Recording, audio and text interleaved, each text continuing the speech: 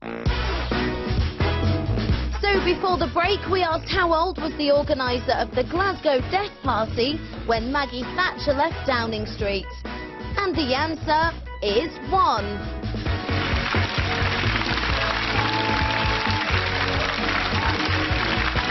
Kindly, we're live on Channel 5, of course, as we are every weekday morning with Yasmin Ali Brown and Kieran Bracken on the panel. And our special guest today is Labour star Ashley Brewer. She's going to bring you the rest of the headlines shortly. Right now, we're asking what you make of all these studenty types dancing on Maggie Thatcher's grave, if you like, who weren't even born when the Iron Lady left office in 1990. Is their anger righteous? Is it contrived? Is it crass?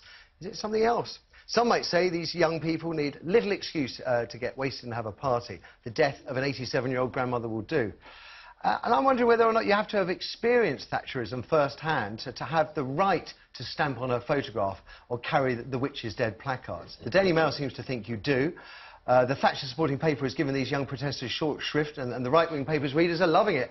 One, calling themselves Ivy League, reckons our youth has no respect, and the days when we can call ourselves a civilised society are numbered.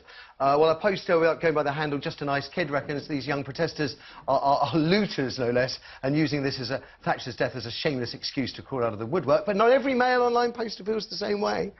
Bernie in Glasgow, where that party was, points out to critics who reckon the protesters are too young to remember Thatcher that they still have to live with their legacy. And that is true, is it not? I mean, we don't know if the parents of these young people lost their jobs during the 80s or fell out with their rallies during the miners' strike. They may be keen students of history who've learned all about this country's first female Prime Minister's achievements, but also how divisive her rule became as part of their courses. I mean, I never lived in apartheid South Africa, but I'm pretty damn sure I'd have opposed any form of racial segregation or prejudice. I'd certainly do so today. The National Union of Students has just elected a president who's never even been to university. But even allowing for what I've just said, it does strike me that there are many young people out there publicly railing against Thatcher at these death parties. Perhaps there seem to be more of them than there were people who had actually experienced her policies firsthand, and I do find that, Yasmin, slightly strange. No, I don't. I don't find that strange. I think it's good if young people are getting engaged. I had an email yesterday from a young man who said his father was a miner who committed suicide. Well, there would be a man who has righteous anger. And he said that he's always told his mates about what he was told. And, you know, we want young people to remember the Second World War. We want them to feel incredibly, still very passionate about the Holocaust and so on. Very true. And I'm not saying Margaret Thatcher was anything like that. But history has to matter to the young. But if there are, and these, I hate the phrase death parties, but these parties that have been going on, just from what I've seen on news footage, it does strike me that there are many, many more young people than there are people who've actually experienced Thatcher firsthand. And that makes me wonder whether, because history can distort pictures, it can distort our perceived view of how things were.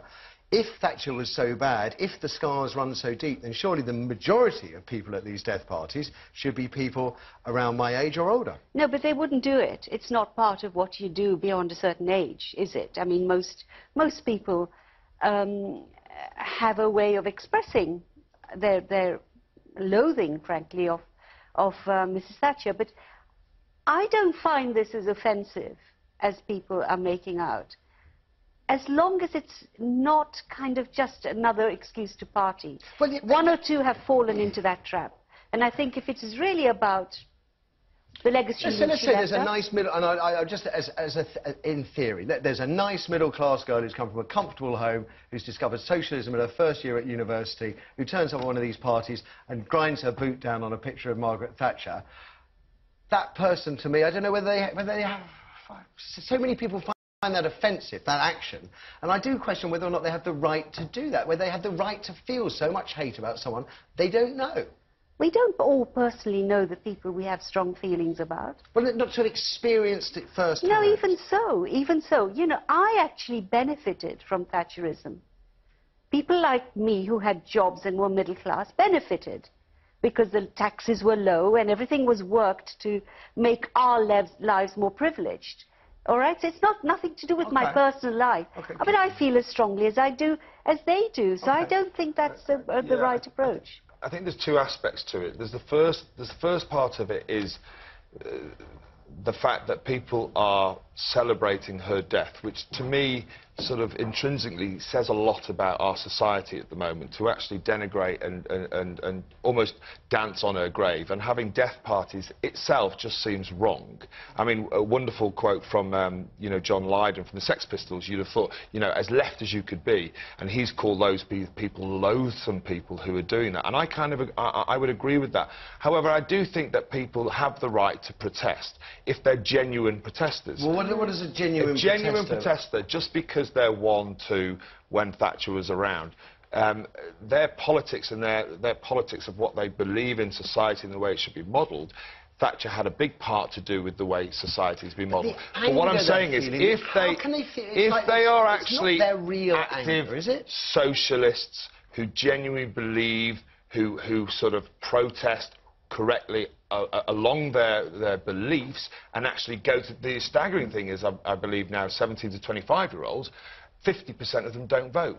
Yet I would say most of them are actually out celebrating, and that for me is where the problem lies, is that yes, if you're a socialist and you believe genuinely in politics, the anger, the political understanding is like, I'm talking about the anger that sees someone of 18, 19, 20 yes, grind down on a picture of a woman who's just died. But you don't. I think that itself is wrong, but what I'm saying is they have to have the right, people have the right to protest. I just think that most of them aren't doing it for the right reasons. That's all I'm saying. And Ashley said earlier, you know, she's very surprised at how much people dislike. Yeah. But can I just finish? Half the country actually did like Margaret Thatcher, but they don't go out and celebrate her I don't know death. we can ever say half the country, can we? Yes, we can. But I think when you've grown up in a family or in a community where she had a deep impact. Yeah, but what if you didn't? I totally take your point on the ones that did. But there is a kind of collective history. There is a collective history But here. then I wonder whether that becomes jumping on the wagon, that there are people who just want to enjoy the moment of letting it out. That's exactly what I was going to say.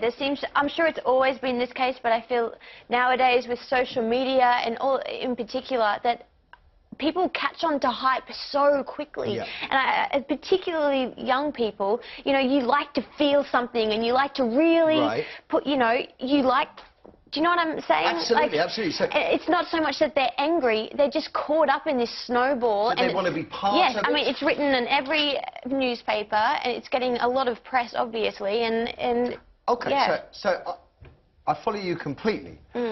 But when you see someone, and I take Yasmin's point, there are going to be many people out there who have direct experience through their families, and they would be very angry. But let's just look at the ones who may not have, who might have come from nice, comfortable homes, who've got into it because it's trending on Twitter.